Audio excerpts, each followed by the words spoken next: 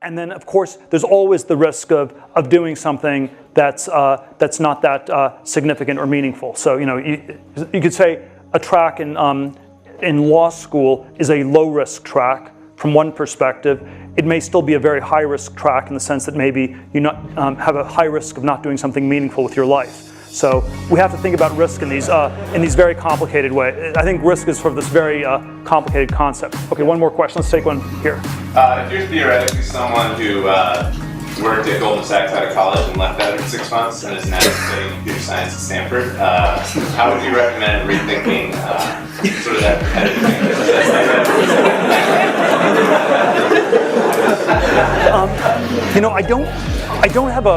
I don't have a great. I'm not great at the psychotherapy stuff, so I don't quite know how to solve this. There are these very odd studies they've done on people who go to business school. There's one they've done at Harvard Business School, where it's sort of the anti-Asperger personality, where you have people who are super extroverted, generally have low convictions, few ideas, and you have sort of a hothouse environment. You put all these people in for 2 years, and at the end of it, they systematically end up, the largest cohort systematically ends up doing the wrong thing. They try to catch the last wave. In 1989, everyone at Harvard tried to work for Mike Milken. It was 1 or 2 years before he went to jail for all the junk bond stuff. They were never interested in Silicon Valley or tech except for 99-2000 when they timed the dot-com bubble peaking perfectly. They did, and then 05 to 07 was housing, private equity, stuff like this. So I do think this tendency for us to see competition as validation is very deep. I don't think there's any sort of easy psychological formula to avoid it. So I don't quite know how to what sort of therapy to recommend. But my first starting point, which is only it's maybe 10% of the way, is to never underestimate how big a problem it is. We always think this is something that afflicts other people. So it's easy for me to point to people in business schools or people at Harvard or people on Wall Street. I think it actually does afflict all of us to a very profound degree. We always think of advertising as things that work on other people. Who are all these stupid people who fall for all those ads on TV? They obviously work to some extent, and they work to a disturbing extent on all of us, and it's something we all should work to overcome. Now, let me coming back to this monopoly question.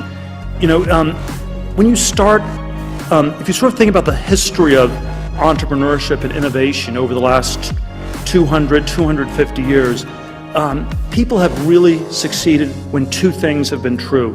When you start a business where you create something of value to the world and you capture some fraction of the value you create. So you create X dollars in value and you get Y% of X. So pretty straightforward math formula. But I think one of the things that people always get wrong is that X and Y are these totally independent variables. And so X can be very big and Y can be 0% a lot of the time. And I think it is, and I think one of the things that's both unusual about software and why sort of Silicon Valley is so incredibly dynamic right now and so successful is because in a lot of these software businesses, people are actually able to capture some decent fraction of the value of what they create. There are many other innovations where this was not the case. The airline industry in the U.S. over 100 years has basically made almost no money. It's been, it's good for society that we have airplanes, but you have about 180 billion a year in domestic ticket sales on airlines, 50 billion a year in search advertising on Google. So you'd say, if you measure it that way, say the airline industry is still more important than search on Google. We'd rather do without Google than without airplanes, probably. If you had to sort of pick between one or the other.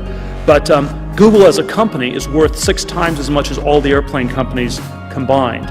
And I think this again reflects this monopoly versus competition dynamic. And I think it is sort of this strange reality that an awful lot of scientists and inventors always have this fantasy that of course they're going to get rewarded massively for their inventions, but the somewhat disturbing history is that this has often not been the case.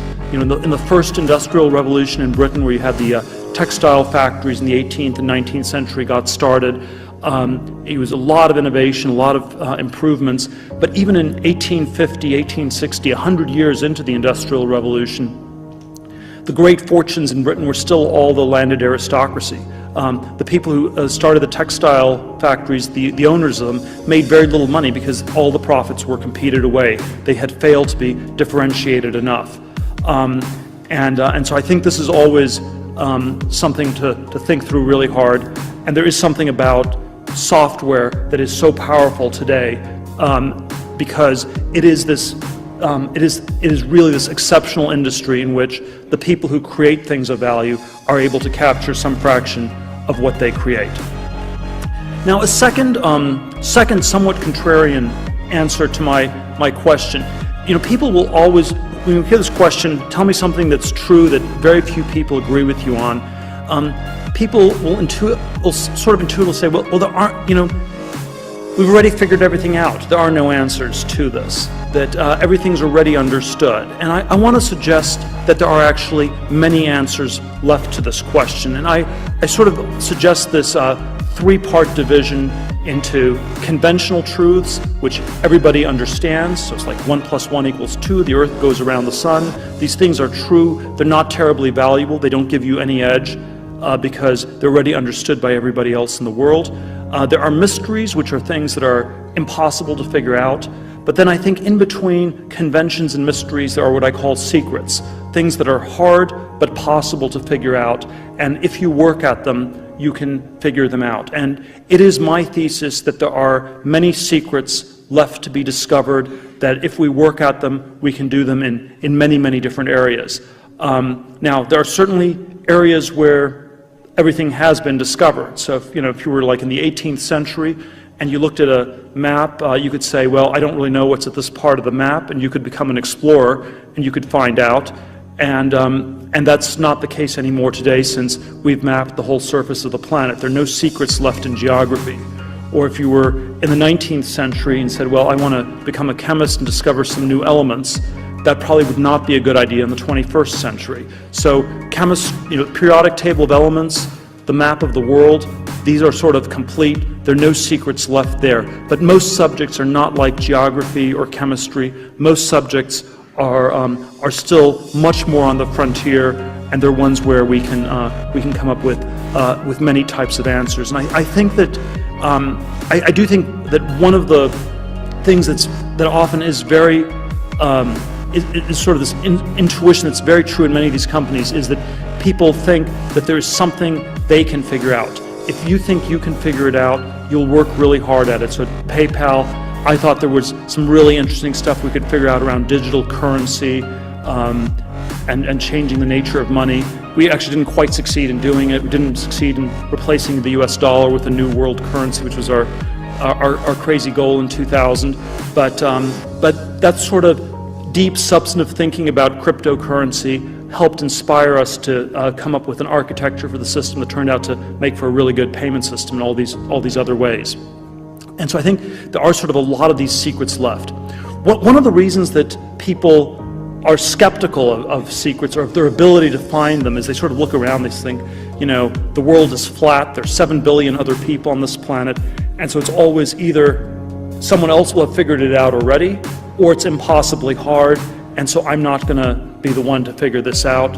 And obviously the sort of the paradox is that when everybody believes that to be true, then nobody is looking, and then if you become the one person who looks, you have a much better chance than you might think. And I think we're in this sort of strange world where people are very much believe in globalization. They very much believe in the flatness of the world, and so strangely, people are not trying very hard and looking for all these secrets, all these great new businesses that could be started. My main qualification would seem to be that I am one of the few people who are even more clueless about what is going on in your lives than your parents and your professors. Most of you are about 21 or 22 years old. You're about to begin working. I haven't worked for anybody for 21 years. But if I try to give a reason for why it makes sense for me to speak here today, I would say it's because thinking about the future is what I do for a living. And this is a commencement. It's a new beginning. As a technology investor, I invest in new beginnings. I believe in what hasn't yet been seen or been done. This is not what I set out to do when I began my career. when I was sitting where you are back in 1989, I would have told you that I wanted to be a lawyer. I didn't really know what lawyers do all day, but I knew they had to first go to law school, and school was familiar to me. I had been competitively tracked from middle school to high school to college, and by going straight to law school, I knew I would be competing at the same kinds of tests I'd been taking ever since I was a kid. But I could tell everyone that I was now doing it for the sake of becoming a professional adult. I did well enough in law school to be hired by a big New York law firm. But it turned out to be a very strange place. From the outside, everybody wanted to get in, and from the inside, everybody wanted to get out. When I left the firm, after 7 months and 3 days, my coworkers were surprised. One of them told me that he hadn't known it was possible to escape from Alcatraz. Now, that might sound odd because all you had to do to escape was walk through the front door and not come back. But people really did find it very hard to leave because so much of their identity was wrapped up in having won the competitions to get there in the first place. Just as I was leaving the law firm, I got an interview for a Supreme Court clerkship. And this is sort of the top prize that you can get as a young lawyer. It was the absolute last stage of the competition. But I lost. And at the time, I was totally devastated. It seemed just like the end of the world. About a decade later, I ran into an old friend, someone who had helped me prepare for the Supreme Court interview, but with whom I hadn't seen in years. His first words to me were not, "Hi, Peter," or "How are you doing?" but rather, "So, aren't you glad you didn't get that clerkship?" Because I hadn't lost that last competition, we both knew that I never would have left the track laid down since middle school. I wouldn't have moved to California and co-founded a startup. I wouldn't have done anything new. Looking back at my ambition to become a lawyer, it looks less like a plan for the future and more like an alibi for the present. It was a way to explain to anyone who would ask, to my parents, to my peers, and most of all to myself, that there was no need to worry. I was perfectly on track. But it turned out, in retrospect, that my biggest problem was taking a track without thinking really hard about where it was going.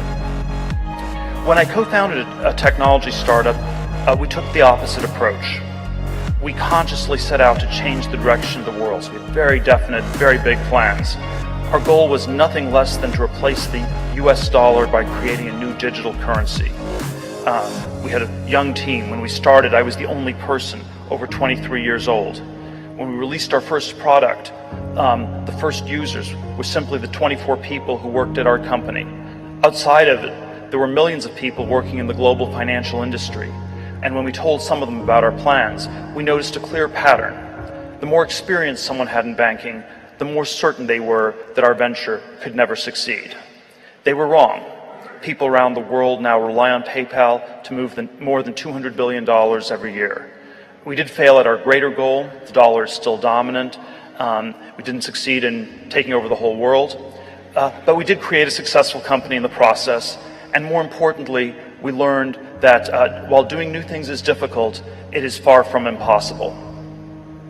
At this moment in your life, you know fewer limits, fewer taboos, and fewer fears than you will ever in the future.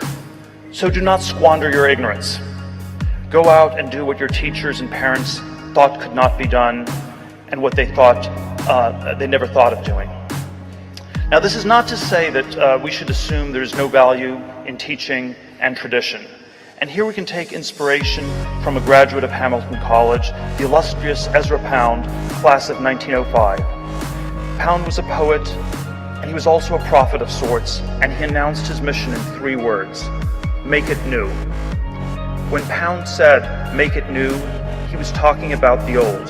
He wanted to recover what was best in tradition and to render it fresh. Here at Hamilton, in America, and in that part of the world called the West, we are all part of an unusual kind of tradition. The tradition we've inherited is itself about doing new things. The new science of Francis Bacon and Isaac Newton discovered truths that had never been written down in books. Our whole continent is a new world. The founders of this country set out to create what they called a new order for the ages. America is the frontier country. We are not true to our own tradition unless we seek what is new. So how are we doing? How much is new today? It is a cliche to say that we are living through a time of rapid change, but it is an open secret that the truth is closer to stagnation. Computers are getting faster, and smartphones are somewhat new, but on the other hand, jets are slower, trains are breaking down, houses are expensive, and incomes are flat. Today, the word technology means information technology. The so-called tech industry builds computers and software. But in the 1960s, technology had a more expansive meaning and meant not just computers, but also airplanes, medicines, fertilizers, materials, space travel, all sorts of things. Technology was advancing on every front and leading to a world of underwater cities, vacations on the moon, and energy too cheap to meter. We have all heard America described as a developed country, setting it apart from countries that are still developing. This description pretends to be neutral, but I find it far from neutral because it suggests that our tradition of making new things is over. When we say that we are developed, we're saying that that's it, that for us, history is over. We're saying that everything there is to do has already been done, and now the only thing left is for others in the world to catch up. And in this view, the 1960s vision of a fantastic and far better future was just a mistake. I think we should strongly refuse this temptation to assume that our history is over. Of course, if we choose to believe that we're powerless to do anything that is not familiar, we will be right, but only in a sort of self-fulfilling way. We should not, however, blame nature. It will only be our own fault. Familiar tracks and traditions are like cliches. They are everywhere. They may sometimes be correct, but often they are justified by nothing except constant repetition. And let me end today by questioning two cliches in particular. The first comes from Shakespeare, who wrote this well-known piece of advice: "To thine own self be true." Now, Shakespeare wrote that, but he didn't say it. He put it in the mouth of a character named Polonius, whom Hamlet accurately describes as a tedious old fool, even though Polonius was senior counselor to the King of Denmark. And so in reality, Shakespeare is telling us two things. First, do not be true to yourself. How do you know you even have such a thing as a self? Your self might be motivated by competition with others, like I was. You need to discipline yourself, to cultivate it and care for it, not to follow it blindly. Second, Shakespeare is saying that you should be skeptical of advice, even from your elders. Polonius is a father speaking to his daughter, but his advice is terrible. Here Shakespeare is a faithful example of our Western tradition, which does not honor what is merely inherited. The other cliche goes like this: live each day as if it were your last. The best way to take this as advice is to do exactly the opposite. Live each day as if you will live forever. That means first and foremost that you should treat the people around you as if they too will be around for a very long time to come. The choices that you make today matter because their consequences will grow greater and greater. That is what Einstein was getting at when he supposedly said that compound interest is the most powerful force in the universe. This isn't just about finance or money, but it's about the idea that you will get the best returns in life from investing your time in building durable friendships and long-lasting relationships. In one sense, all of you are here today because you were approved by the admissions office of Hamilton to pursue a course of study, which is now over. In another sense, you're here because you found a group of friends to sustain you along the way, and those friendships will continue. If you take care of them, they will compound in the years ahead. Everything that you have done so far has had some kind of formal ending, some kind of graduation. You should, and I hope that you will, take time today to celebrate all that you have achieved so far. But remember that today's commencement is not the beginning of one more thing that will end. It is the beginning of forever. And I won't delay you any further. and getting on with it. Thank you.